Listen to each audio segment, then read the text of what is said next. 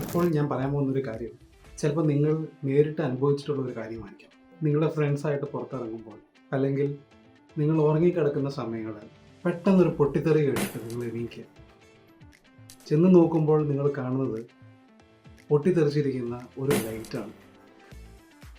ഇത് നിങ്ങളുടെ ജീവിതത്തിൽ സംഭവിക്കാവുന്നൊരു കാര്യമാണ്. കാരണം വേറൊന്നുമില്ല, മിക്ക ഔട്ട്ഡോർ ലൈറ്റുകളും വാട്ടർ പ്രൂഫ് ചെയ്യാനായിട്ടൊക്കെ വളരെ എയർ ടൈറ്റ് ആയിട്ടുള്ള കണ്ടീഷനിലാണ് അത് മാനുഫാക്ചർ ചെയ്യുന്നത്. അപ്പോൾ അതിൽ ഉപയോഗിക്കുന്ന ചില മെറ്റീരിയൽസിൻ്റെ ക്വാളിറ്റി മോശമാവുന്നത് കൊണ്ടാണ് ഇവ സംഭവിക്കാനുണ്ടാകുന്ന ചാൻസ് എന്ന് പറയുന്നത്. അത് മാനുഫാക്ചേഴ്സ് ചിലപ്പോൾ അവരുടെ നിവൃത്തിയോടുകൊണ്ട് ഉണ്ടാക്കുന്നതായിരിക്കാം.